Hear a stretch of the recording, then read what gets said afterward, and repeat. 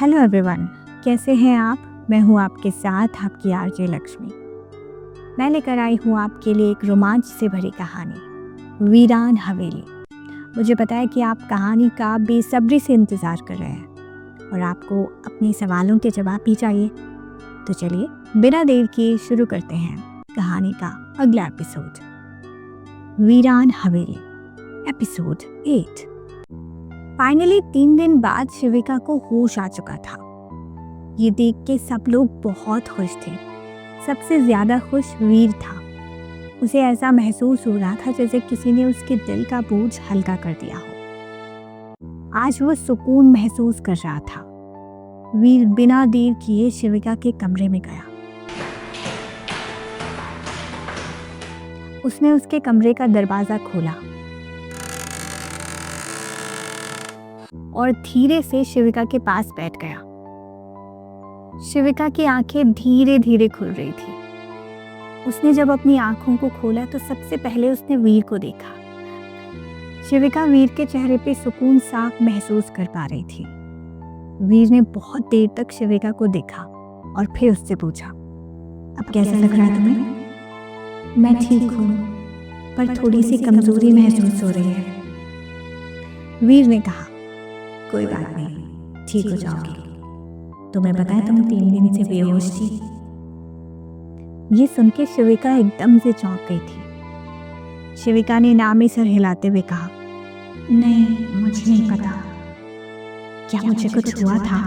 हाँ, तुम बीमार हो गई थी। ओह, वैसे एक बात पूछूं?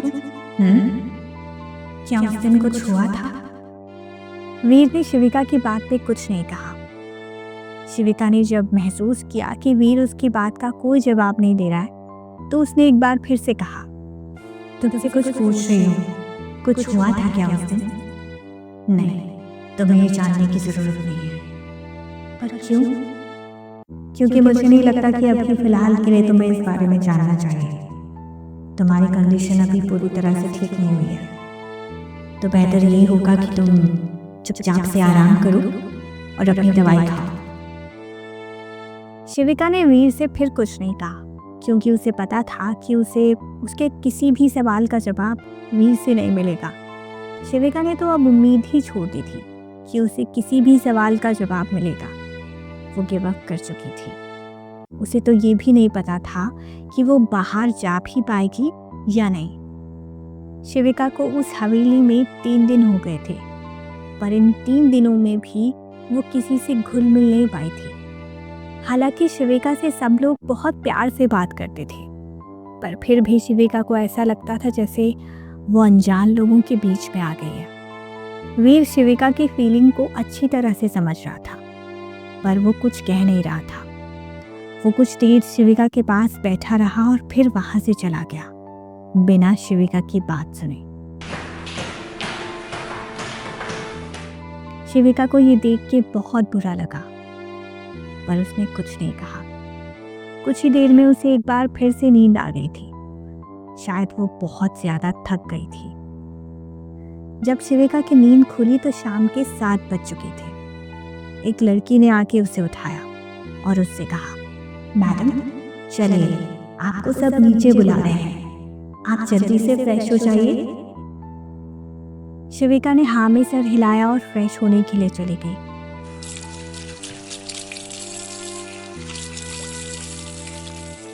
शिविका जब फ्रेश होके नीचे आई तो भानु प्रताप सिंह जी ने उससे कहा, कैसा है मेरा बच्चा?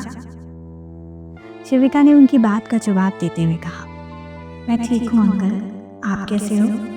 मैं भी ठीक हूँ। आंटी दिखाई नहीं दे रही? वो बेटा क्या है ना, आंटी थोड़ा थक गई है, इसीलिए वो आराम कर रही है, कल तुमसे मिलेंगी। शिविका इस बात से बेखबर थी कि उसकी वजह से कितनी बड़ी प्रॉब्लम क्रिएट हो गई थी।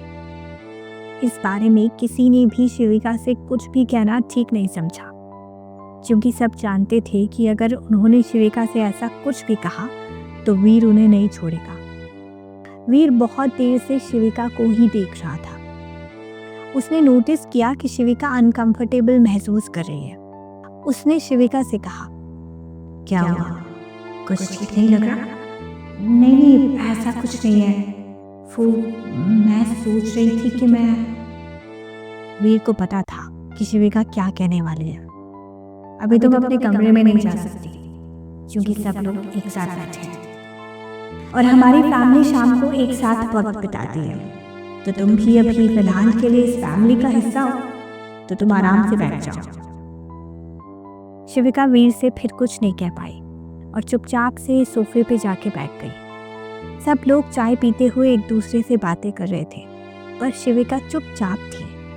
उससे कोई बात ही नहीं कर रहा था। वीर शिविका की इस चुप्पी को समझ रहा था। उसने शिविका से कहा, क्या अभी तुम्हें थोड़ा ठीक लग रहा है? शिविका ने कहा, हाँ अभी थोड़ा ठीक लग रहा है। गुड, थोड़ी देर में डिनर कर लेना, उसके बाद तुम्हें दवाई भी लेनी है।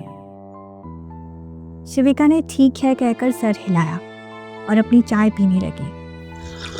शिविका को समझ नहीं आ रहा था कि वीर उससे इस तरह से बात क्यों करता है, पर वो वीर से कुछ नहीं कह रही थी।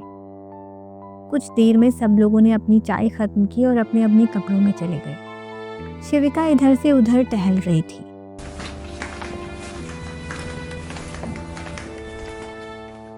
उसका कमरे में जाने का बिल्कुल मन नहीं था।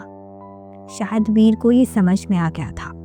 उसने कहा, तुम्हें कहीं घूमने जाना है? नहीं, मुझे बस यहीं टहलना है, थैंक यू। वीर ने भी कुछ नहीं कहा और वो वहां से चला गया। थोड़ी देर में डिनर का वक्त हो गया। सब लोग अपना अपना खाना खा रहे थे। शिविका ने भी अपना खाना शुरू किया। खाना खाने के बाद सब अपने कमरों में चले गए थे। वीर शिविका के कमरे में आया और उसने कहा, ये लो तुम्हारी दवाई, और हाँ चुपचाप से सो जाना। ज्यादा दिमाग चलाया तो फिर से वीरान हवेली छोड़ के आ जाऊंगा। वीर ने ये बात लगभग शिविका को धमकाते हुए कही थी। वीर की बात सुनकर शिविका बहुत ज्यादा डर गई थी। उसने वीर से कहा, पक्का प्रॉमिस, मैं सो जाऊंगी, पक्का प्रॉमिस, गुड गर्ल। इतना कह के वो वहां से चला गया। शिविका भी अच्छे बच्चे की तरह चुपचाप से अपनी आंखें बंद करके सो गई थी। लगभग आधी रात को जब शिविका की नींद खुली तो उसने देखा कि रात के 2 बज रहे थे। उसे पानी की बहुत प्यास लग रही थी, पर उसके पास पानी नहीं था। उसने सोचा कि उसे पानी लेने नीचे जाना चाहिए। शिविका जब नीचे गई तो उसने एक काली परछाई को देखा। उस परछाई को देख के वो बहुत जोर से चिल्लाई। शिविका की आवाज को सुन के सब लोग अपने कमरों से बाहर आ गए। वीर ने जब शिविका की हालत को देखा तो वो जल्दी से उसके पास गया और उसे गले लगाते हुए कहा, क्या हुआ, सब कुछ ठीक है? शिविका ने कुछ नहीं कहा। वीर समझ गया था कि शिविका पूरी तरह से ठीक नहीं हुई है। उसका चेहरा देख के पता चल रहा था कि उसके अंदर से फिर से वही एनर्जी क्रिएट हो गई है। इससे पहले कि कोई कुछ समझ पाता, शिविका ने वीर को साइड किया और एक कांच का ग्लास फेंक के नीचे मार दिया। ये देख के सब लोगों ने अपनी आंखें कस के बंद कर ली थी, क्योंकि सब जानते थे कि अभी बहुत कुछ होना बाकी था। क्या लगता है आपको, शिविका के साथ ये प्रॉब्लम क्यों क्रिएट हो रही है? क्या वीर शिविका की प्रॉब्लम को समझ पाएगा? क्या वो उसकी प्रॉब्लम को सॉल्व कर पाएगा? कहीं ऐसा तो नहीं है कि कोई ये प्रॉब्लम जानबूझ के क्रिएट कर रहा हो? होने को तो कुछ भी हो सकता है, पर मुझे और आपको नहीं पता कि कहानी में आगे क्या होगा। ये जानने के लिए तो हम सबको कहानी के अगले एपिसोड का इंतज़ार करना पड़ेगा। तो अगर आप चाहते हैं कि आपको आपके सवालों के जवाब आसानी से मिल जाए तो एक काम कीजिए, मेरे चैनल को सब्सक्राइब कीजिए, लाइक कीजिए और शेयर कीजिए और अपने सभी सवालों के जवाब आसानी से जानिए।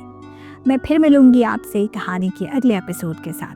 तब तक के लिए मुझे यानी अपनी दोस्त आरजे लक्ष्मी को दीजिए इजाज़त और सुनते रहिए कहानी वीरान हवेली।